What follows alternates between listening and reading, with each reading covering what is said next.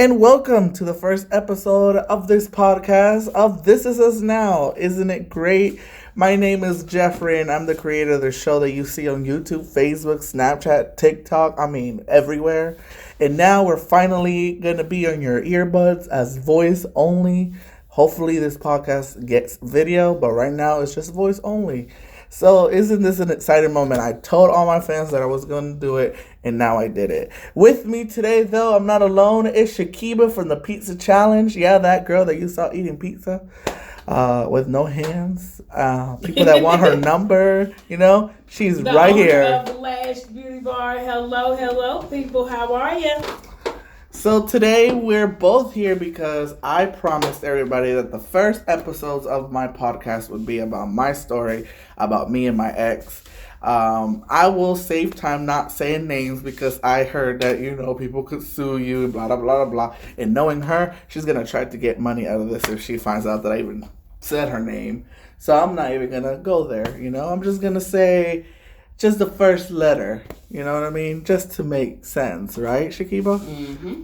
So we're going to start off with Shakiba asking me a question, and then we're going to answer. We're going to go there. This is a 3-part, so I hope you enjoy part 1. And remember to like, share, and subscribe, and to keep listening to anyone's story, especially mine.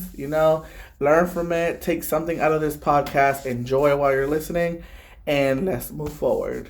All right, so how did you come up with the name This Is Us Now? So the reason I came up... And the logo, like how did it all come So you see, This Is Us Now is filmed in Charlotte, North Carolina. And I felt like I wanted to give back to the community by showing love to the city that has opened their arms to me and my family since 1996. Okay. And I feel like we need the skyline and the logo. Now, the reason I came up with the name was because everybody's so busy worrying about the future and worrying about the past. We should worry about what's going on now. This is us now. This is what is going to make our future. So we need to be worrying about our steps and our choices that we're making now, because that's going to determine what we're going to do in the future. Worrying about the past, what's that going to get you? You know what I mean? It's not going to get you anywhere. It's just going to remind you of things that you should be learning about your past. And this is one of the reasons I want to share my experience so people could learn something from it. Maybe I'll learn even things that I still haven't learned just by hearing myself talk. Yep.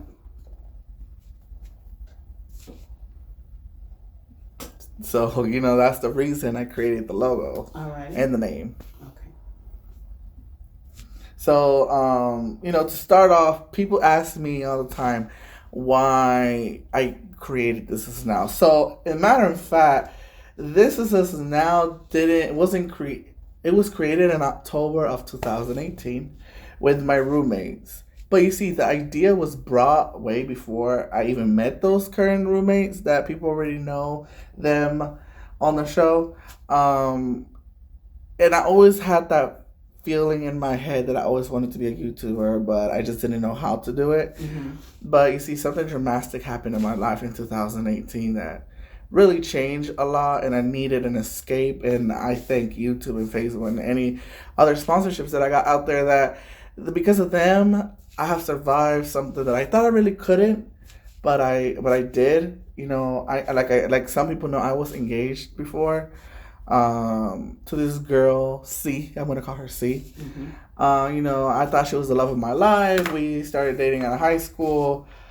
She was everything to me, but things don't last forever if there's no communication, So, quick short version,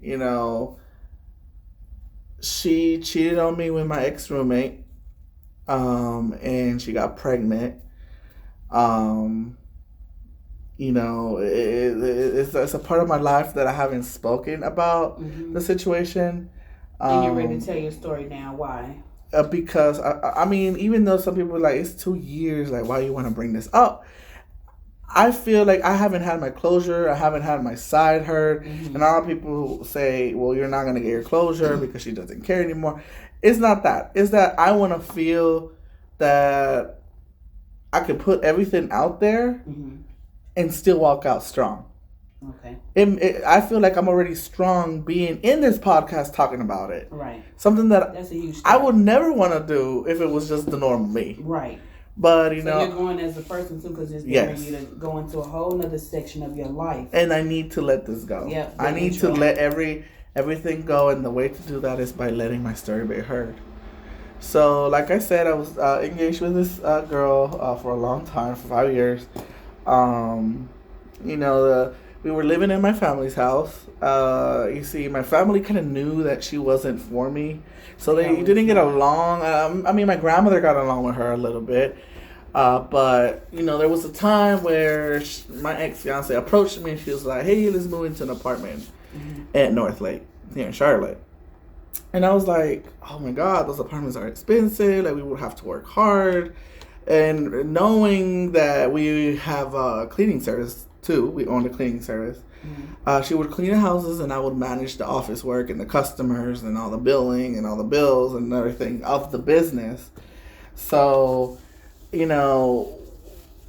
she said if we could move into to apartments. So I started searching. We decided to go to North Lake. We got a 3-bedroom. We needed roommates. So I felt like, okay, let's go to Roomster. It's an app where you find roommates. You were on Roomster too? Yes, I was on Roomster. That's how I found my old roommate. If you need to find some roommates, go to roomster.com. Recommendations of us both. Yes. Yeah. Yes, but watch out who you get, though. Oh. Well, see, but your situation, of course, like I said, is different from mine, but it's the same experience. And from the same people. That's crazy. I only had one other room to fill. Well, all my roommates from Roomster were crazy. So I started to interview people, and then I met this guy. Let's call him M. He was cool. He likes like the Beatles. He's that type of guy. Like chill, laid back. So I was like, okay, this is a perfect roommate for me. For us. So I decided to go ahead and tell him, hey, you can move in with us. So then while we were in the apartment, me and him and my ex-fiance were together interviewing people. So this Hispanic girl came, and she was good. She was nice. She was perfect. My thing was that I just didn't want my ex-fiance to feel some type of way because she was a girl, Hispanic, that she was going to feel like there was going to be something between us. Or I just didn't want the drama, Mm-hmm. I wanted her to feel comfortable. So then this couple comes next. We're going to call the guy J. We're going to call the girl S. So they came and looked at the apartment, and I was glad, she was Asian. And my ex is Asian. Mm-hmm. And so I was like, wow, they're both Asian. And I'm sorry, this is so, stereotype. I'm so sorry for anyone that's out there in Asian. I just thought they could, connect by watching some Korean dramas and, eating Asian food. And just, having someone there that you could also connect with your culture, Mm-hmm. It's not all about just us, the other guys, right. So, I was like, damn, this is a perfect... We get 2 more people in the house, and my ex-fiance could have a friend. So I was like, boom, there, another girl. So the day they needed to move in, Jay moved in, but I didn't see S, and I was wondering, where is she? And he was like, that she wasn't going to move in until a week later. So we get to know Jay for a whole week. And so he seemed pretty cool and everything. And then when I saw S again, I met her father. I was told that she was only moving in because of work, that I needed to lie to her father. Mm-hmm. So but to go along with what they had. I was confused at first. I was like, it's meeting... You should try to figure out what was going on before you... I know, but I feel like I was meeting Carol's... some people know, C's family all over again. But when he came in and asked me, why is she moving? And I was supposed to say something about work, if I can recall. He seemed fine. She seemed nice. I didn't want to investigate more. Mm-hmm. So she moved in. She moved in her stuff. And then I found out that she's pregnant. Okay. I was like, why didn't I notice this before? Yeah. She was in a jacket, covered it up. She didn't tell me, but now she told me. And I appreciated her for telling me because I didn't want to find out later. Yeah. As time passed by, I found out that she and Jay were having a rough relationship. They went through some things that I don't know a lot about, so I'm not going to talk a lot about that. Mm-hmm. And, I guess she didn't want to be with him anymore, but she moved out because she didn't have no other like choice. And, I feel bad for her because I didn't want her to feel that way. There's always choice. Yeah. So, I became her friend and her close friend. And I became his friend, like a brother. And I tried to understand both of the sides of the story, trying to help him become a better person. So maybe they could get back together. Because, who wouldn't want the parents of the little kid to be together? So, as time passed, we all got to know each other. I got to know a lot of stories about both of them. But, there was a point where they wanted to put their baby to adoption to his parents. Mm-hmm. And, I didn't want her to feel like she was giving up her kid. So I decided to offer if me and my ex-fiance could adopt the baby. That was nice of you. And a lot of people ask me, why did I do that? I just felt like she wanted to go to college. She wanted to make a life. And I was like, you know what? We'll take care of the baby while you go to school. We'll even help you see how we can all pinch in and help you go to school, Mm-hmm. She was going to become Auntie S, and Jay was going to become Uncle Jay. And me, not uncle, but father. And my ex-fiance, the mom. Mm-hmm. That was the plan. But I guess Jay's family got upset. And that's when I met his grandmother. She messaged me and told me what am I trying to do, this and that, who am I? And she was telling me all this other stories about him. And my intentions were just to help them. It wasn't to do anything bad or take no one's baby away. Yeah. It was, we'll all live together and we'll all prosper together. Right. That's what I believe in. So when I started to meet Jay's grandmother, things went south. I even took into thought, is this what I really want to do? But I wasn't thinking about me. I was thinking about the baby, and I was thinking about S, and I was thinking about how I can help them better their future. At the moment, I wasn't thinking about what would happen to me, what was going on in my relationship, Mm-hmm. And I think that's one of the mistakes that I did, not caring also about my situation. And that could be another reason things happen. But then, as time goes and, before the baby was born, Jay declared feelings for my ex. At the moment, I got pissed off and I got mad. We were arguing and stuff like that. But, I thought my love between me and my ex were stronger than that. Yeah. And wasn't going to, let some just random dude that we just know for a few months ruin everything. Right. Especially someone that I call a brother. Sorry. So, then, time passed and then I found out that my ex might have feelings for him. Because I kicked him out of the house and she begged for him not to leave. And I was wondering, why would she do that? And she was just like, no, he's a good person. So there was one day I decided to go to the movies and just have time for myself. During that time, C was supposed to be working and cleaning someone's house. Mm-hmm. And then when she was going to come home, I was going to talk to her about how we can move forward and if there's anything wrong in the relationship, because we were supposed to get married in that June of that year. In my mind when I was at the movies, I just wanted to just, everything that went through my mind is just I wanted to tell her whatever's going on, whatever you're feeling, you need to speak up, because the relationship can't work one way, you know. And there has to, street. Yeah, there has to be trust. And,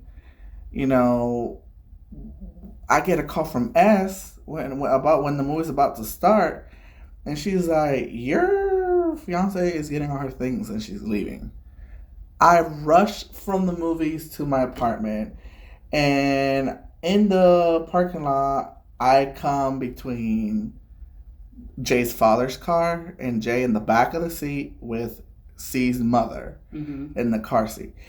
And when they were pulling off, he had this Grinch smile, if he won a battle or something. Mm-hmm. So I went upstairs and all her things were gone. Then I asked S what happened. She told me that she has left because her family told her that they didn't want her to be with me. At first, I was like, come on, guys. Yeah. A 24-year-old, you're going to tell, no, I'm sorry, a 23-year-old, you're going to tell a 23-year-old that she can't be with me? Like, where are we? We're in America. You're an old person. You can't dictate. Your family can't dictate your decision. Because if that was the case, dictate what you do. If that was the case, I would have done what my family asked me many times. Right. And I did it. So I went to her family's house and I knocked doors and I asked questions. And then I found out that she wasn't there. I don't know who, I can't remember who put up a post online. I think it was on Snap. And C posted that she was with her new man. And it was with Jay. Mm. You know, to explain to my listeners right now, the feeling that went through my heart is something I can't even explain in this podcast today. It is something that it's just there's no word for it. Yeah. It's cried. A speechless feeling. I yelled. I went crazy. My family came over that night. They cried with me. I was like, my life is over. Like, she was the first love, and she's still my first love, obvious. Yeah, nobody can replace that. And you see, I wanted. She was the one for me. That's what in that moment. That's what I thought. That she was everything for me, and you know, her leaving without saying goodbye really hurt me. It's like her dying. You know, and I'll never see her again. Yeah. But now that I know that she's with my ex-roommate, it boiled me because I was like... Yeah, it was a mixed emotion. Like, I've been trying to help you in your situation, and now you messed up my situation. Mm-hmm. Making me into, the bad guy. Like, he started feeding things to her in her head to make me look into the bad guy. Mm-hmm. You know? The only thing is, we both weren't perfect. I could say... Things that she would say about me would be that I became lazy or stressed or detached from the relationship. And she might be true about that because the kind of life that we wanted to live cost money. Mm-hmm. And money doesn't fall easy. Money, you have to work hard. So I would work in the office mentally stressed out, you know, getting customers, going to make sure these cleaners do their jobs. And I understand that maybe she did work a lot. But again, what can you expect when you want to grow your business and you want a life that buy thousands of dollars of things and things don't come cheap? You know, and things don't fall from the sky. Not the good things that you want anyway. So, you know, that's one of the things she has said on her Facebook post a long time ago. You know, everybody argues in a relationship. Oh, yeah. And until this day, she has claimed that I have hurt her. And I'll tell you something, Shabika. I have not hurt her at all. The only thing... Oh, Shakiba, sorry. I'm sorry. I'm like into my story. Yeah, but you gotta get my goddamn own name. Oh, Lord. She's getting mad. Red alert. Shakiba. Right? Is that correct? Mm-hmm. So, there was one time that I kept pushing her off of me because one time I did decide to leave and I wanted to end the relationship because I have had it with all the secret and stuff and cheating because there was a situation where she was cheating on me with my construction worker. Mm-hmm. So one time, you know, I grabbed her and I pushed her to the ground. Yeah. And like, one of my friends told me, well, look at you, what size you are, look at her. It don't matter. Well, they feel that because I did that, I have hurt her, so that means I did lay my hands on her. No, because it's levels to it. Now, granted, you didn't have no business touching nobody. She was pulling my shirts and everything in front of my mother. That's what I'm saying. And I wasn't there. So if somebody violates your space, that kind of gives you the contract signed to get in their space too. Not that it's a good idea. But I didn't even like hit her. I just grabbed her, pushed her to the ground so she could leave me alone. But what I'm saying is, exactly. So what I'm saying is you know what kind of strength to execute for her. You're not going to and that's what pisses me off when people look at people that's overweight or big in general. We know our strength. Mm-hmm. So we're not going to use 100% on that person. Mm-hmm. That's just not even logical because if you did, then she probably wouldn't even be alive to tell the story. Mm-hmm. You see what I'm saying? Yeah. Like you'll be that hard. Like, oh, I was up in the hospital. Like it was minimal. So I don't. You don't have to explain it to me, but other people just automatically like, oh, well, at this point, a lot of people have their own speculations and they have their own opinions, and different friends that have dealt with us at a different time have different opinions. At this point, I have learned I don't give up. You can't. I don't give a damn F about what anyone thinks. You can't. I'm just doing this to get my story out. Yep. So I can keep moving forward in my life and keep being successful with my social media and all my fans. I just feel like the audience deserve to learn who I am. Yeah. So we could get a more personal connection. Yeah. So people could really enjoy these videos because now they know where I come from. And what you've been through and what you're still going through, but the other side is on the way. Yeah. So, I am excited that I'm finally speaking out because I have been silenced for 2 years. People have told me not to say nothing. People have said, like, what's the point? Don't bring this up. Like, and then some other people be like, yes, you need to speak. You need to talk. But you know what? I just feel like when it was the right time, I'm sorry to interrupt you, but I just feel like I need to speak when I felt it was the right time. Right, exactly, because you can't allow anybody to give so much of an opinion that it is that turning point in what you're doing. You see what I'm saying? Because one, if somebody's telling you not to say anything, you pretty much, it's a lot of things people could throw at you and say, hey, that's better left unsaid. But one, in order for somebody to understand you, they have to know something about you. Yeah. And it's way past, what's your favorite color, what's this and that. To connect to someone, to help someone, because there are people going through the same exact thing. Yeah, and even worse because I have many people that are going 10 years relationship. Yep. Or they even had somebody to have a baby on them. You see what I'm saying? While they're together, or even just all kind of like STDs. People have really went through so much stuff. Like, it's a handful of people I know who really got things that they can't get rid of because they continue dealing with somebody that they knew was toxic. So your situation is helping somebody else. So when you say silence, that person shouldn't even be allowed in your circle. You see what I'm saying? Because you literally don't understand how your story can help somebody else. Yeah, and you see, I'm not doing this because I'm trying to open up doors again. Yeah, no. I'm not trying to get her pissed off because I know she might hear this. I know he might hear this. Someone's going to end up telling them that I'm talking about this again. Yeah. But I'm not doing it to hurt anyone. I'm doing it because I never got my closure. Yeah. I never got my side to explain to them, especially how I felt, what they did to me, what they did to other people. Because again, it's just when you do something, it affects that person, but then that person affects the other person. It's a domino effect. It's a domino effect. And a lot of people have been messed up a little bit because of this whole situation. And that's for ending on other people. Yeah. And you see, they might be happy right now. I wish her the best. I'm not going to be like, I wish her. No, you don't have any ill feelings. Yeah, but if people ask me, have you forgiven her? I'm going to be honest with you. It is hard to forgive her right now. That's the Even first though that step, I know that's the first thing. And I have heard it many times. But I feel like if I don't get my story heard first, I can't really truly forgive her. Yeah. Because that makes sense. People don't know what happened. People don't know what I went through. People don't know. People just know, she said this, she said that. And, Jeffrey's just the bad guy. But people really don't know anything. Yeah. Just because she's, and I'm not trying to be sexist here in any way, but just because she's a female, they're gonna believe her. And that's a lot of downfall with a lot of people. Like even like when somebody's going to do something, they automatically kind of like default the situation because of her sex. That's not fair. You have to hear both sides because you really don't know what happened. But a lot of people try and play the victim as well. Yeah. So and I'm not playing a victim. I'm not. Because it's been it's 2 years of just people. You're the bad guy. You're the bad guy. It's your fault. No, because I kept everything private in my part. I tried. Unless you're a close friend of mine, I will bother you every day about this whole thing.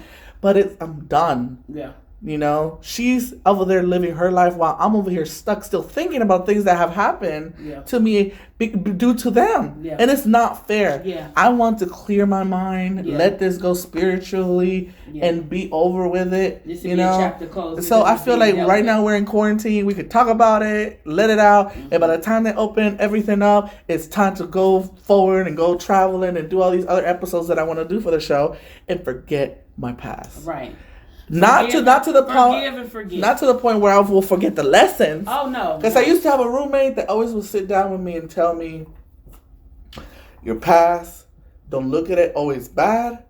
Always look at what it taught you." Mm-hmm. You know, and that roommate will always tell me that. But everything is supposed to teach you something, and if it doesn't teach you something, it's going to happen again. And if it does, and you please try to learn something out of what happened, because if not, you're going to be in the same shoes over and over again. And you want to get your heart break, that's up to you. Everything is in your hands, you know? Like with this, this is, right now, I don't have no communication with them. But just the thoughts are still there, so that's what's still hurting me. Yeah. So right now, I'm working. I'm understanding the story now because I'm like, a lot of people are like, why is he over? Why he can't just let it go? He shouldn't talk about it. He's not going to get over anytime soon because his story has not only been not heard by anybody, but you've been blamed, I'm sure, by other people. Many people. That don't really know what went down. You see what I'm saying? So until people actually hear your side of the story and you break your silence, then you can start to forgive people because now you're closing the situation instead of leaving it open. Because it's been an open jar for a while. And like I said before when I started this podcast, there are 3 parts to this podcast because it is a little long story. But, you know, right now, I'm going to leave out what I left right now. You know, they're together. So right now in the story, they, you know, left. They ran off together. Okay? If anyone is listening, you're interested in listening to episode 2, we're going to talk about how that affected me, how that changed my the daily stuff on my life. What did I do? And they did come back. They lived with me for a whole week and a half as a couple in my apartment because I was so dumb enough to let them come because I thought I could maybe convince her to just.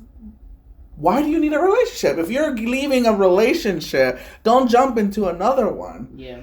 Like, fix yourself first. Like, try to figure out what happened in this other relationship and how I could change to make my next one better. Some people don't give themselves time between relationships to even find themselves. Yeah. They just jump to the next thing they see. That's because a lot of people have not learned how to be alone. And now, you know what excuse I've been getting, though, from people is because some people say, because they maybe stopped loving you a long time ago.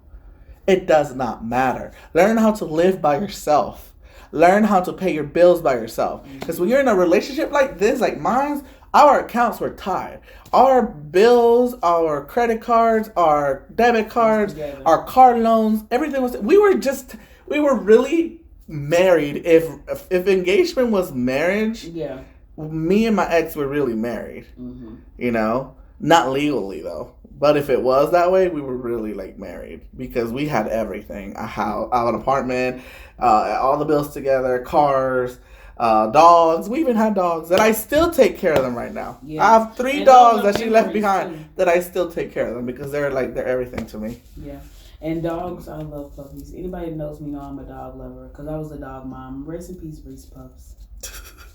My dogs' name are Mimi, Bea, and Lucy. Cute names. Well, guys, thank you for hearing the first episode. We will continue this talk on episode 2, so stay tuned. And Shakiba will be still asking me more questions. Yeah.